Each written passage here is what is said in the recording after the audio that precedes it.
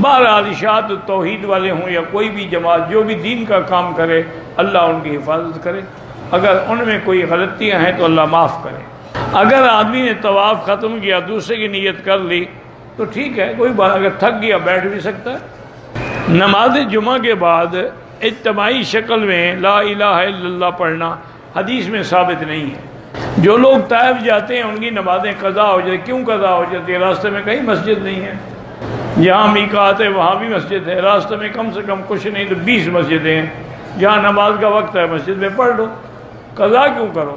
یا صبح کی نماز پڑھ کے جاؤ، ظہر سے پہلے حرم واپس آ جاؤ۔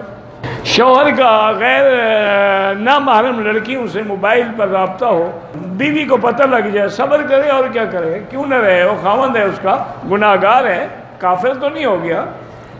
میری بہن ساس کے ہاتھوں پریشان تھی، ان کے بہن کے سکون اور آسانی کی دعا کی حرم میں، اب ان کی ساس بیمار ہوگی، اس کی شفا کی دعا کریں، وہ تمہاری دعا سے بیمار نہیں ہوئی۔ بہرحال رابعہ بصریہ کہیں طواف کرنے نہیں گئی، اگر کسی کتاب میں لکھا ہے وہ مجھے دکھاؤ پہلے، ایسے کہہ دینے سے کچھ، ویسے بہرحال اگر ہے تب بھی غلط ہے۔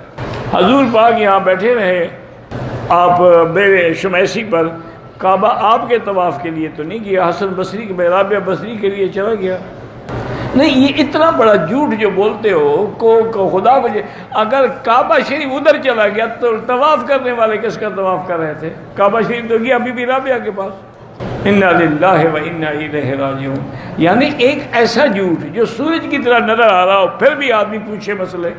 امام برحق ہیں تو باقی امام بخاری، امام مسلم، وہ بھی برحق ہیں، کون کہتا ہے کہ برحق نہیں ہے؟ وہ بھی برحق ہیں، وہ محدث ہیں، وہ مجتہد ہیں، ہمارا تو سب سے محبت ہے۔ میں نے فضائل اعمال میں، آپ نے پڑھا ہے تو جن نے لکھی ہے ان سے پوچھو۔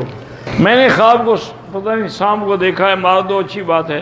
اگر آپ بیمار تھے، وضو نہیں کر سکتے تھے، تیمم کر لیا، پھر بھی طواف ہو جائے گا۔ بالکل جب آپ مدینہ پاک جائیں، سرکار دو عالم پہ صلاۃ و سلام پڑھیں، اس کے بعد پھر سیدنا صدیق، پھر سیدنا عمر۔ عمرے کی نیت کے بغیر طائف کا سفر کیا، بالکل طائف میقات ہے، عمرے کی نیت نہیں، کیا کرنے گئے تھے وہاں؟ تمہارا بزنس ہے، کاروبار ہے، پھر تو ٹھیک ہے، نہیں تو بہانے نہ بناؤ، بس سیدھی بات یہ آ کے دوبارہ عمرہ کرو۔ نعم صلی اللہ علیہ محمد صلی اللہ علیہ وسلم لا یقوم مقام الصلاۃ صلاۃ ابراہیمی الذی فی صلاۃ و صلاۃ مفصل کامل جامع مانع علمنا رسول اللہ صلی اللہ علیہ وسلم۔ ہمارے علماء کہتے ہیں کہ جب جنازہ ہو تو صفیں طاق بنانی چاہیے، ٹھیک کہتے ہیں، اچھی بات ہے۔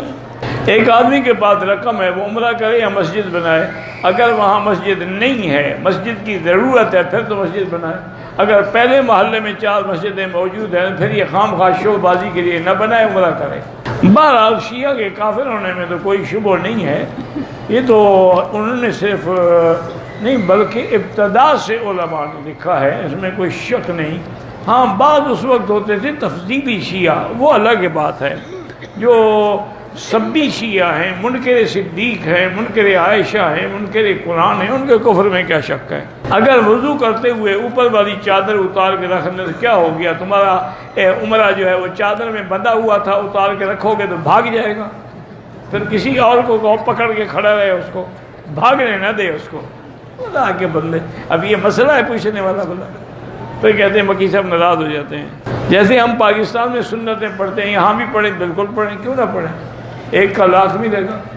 اگر حدود حرم سے کوئی رقم ملے، اگر آپ غریب نہیں ہیں، غریبوں کو دے دیں، خیرات کر دیں، تاکہ جو مسافر ہیں، رقم نہیں ہے، پریشان ہیں، ان کو دے دیں۔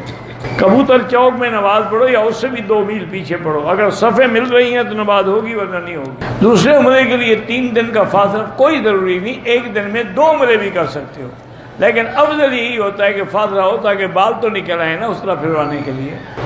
میری بیٹی کے رشتے کی ترتیب نہیں بن رہی، سورۃ الرحمن تم بھی پڑھو، اس کی ماں بھی پڑھے، وہ خود بھی پڑھے 3 دفعہ روز، انشاءاللہ بن جائے گا۔ مکے آیا، عمرہ کر دیا، مدینہ چلا گیا، مکہ آ رہے ہیں، واپسی پہ عمرہ بالکل ضروری ہے، کیونکہ مدینہ پاک میقات ہے۔ ایک عورت نے رات کو خانہ کعبے کا طواف کیا، صفا کی جگہ نہیں گئی، پھر صبح کو صفا کی جگہ گئی، پھر بال نہیں کٹوائے، 10 دن کے بعد بال کٹوائے، ماشاءاللہ دم پڑ گئی۔ ایک لڑکی ہمارا بیمار، اللہ شفا عطا فرمائے، محمد عبداللہ ولد شادین کوئی ہیں تو ان کو ان کی بیوی بلا رہی ہیں۔ میری نواسی مطلب ضمیر کی اچھی جگہ نیت ہو جائے، نسبت ہو جائے، وہی میں نے بتایا نا کہ 3 دفعہ سورۃ الرحمن پڑھو انشاءاللہ ہو جائے گا۔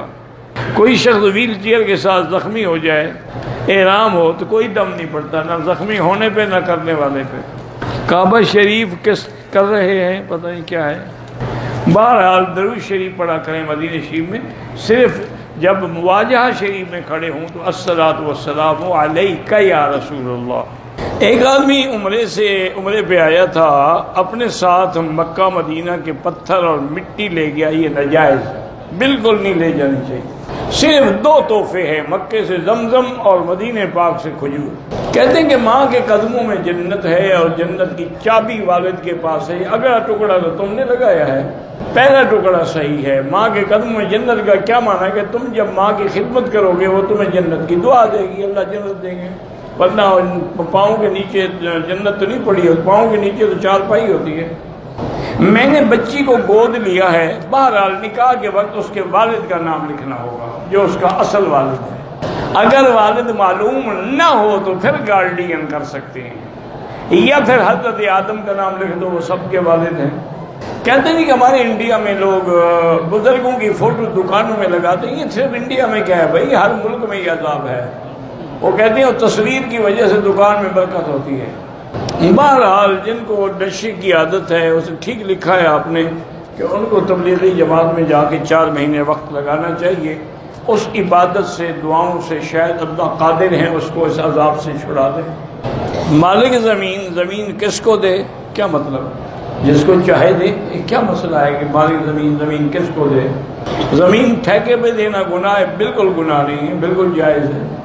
حاجی محمد حسین سلطان کو شوگر کی وجہ سے دانہ نکلا تھا، اس کا آپریشن ہوا ہے، اللہ شفا عطا فرمائے۔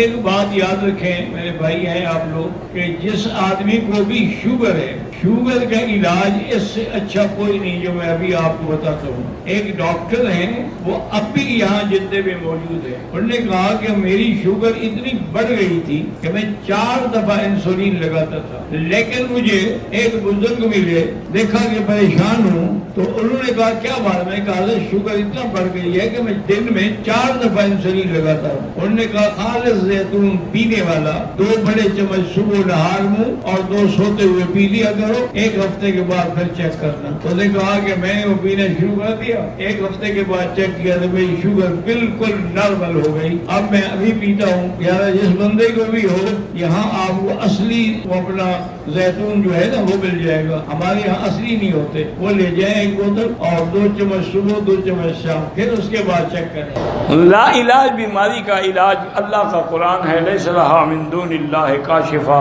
اللہ کے سوا کوئی اس بیماری کو ٹالنے والا نہیں۔ یہ آیت پڑھے۔ اللہ نے دوسرا بیٹا عطا کیا ہے، پہلے بیٹے کا نام محمد ہے، دوسرے بیٹے کا نام احمد رکھوں، ہم بالکل رکھیں، لیکن بیوی کو موسیٰ نام پسند ہے۔ بہرحال احمد حضور کا نام ہے، حضور کی شان حضرت موسیٰ سے زیادہ ہے، لیکن موسیٰ بھی رکھے نا، پیغمبر کا نام ہے۔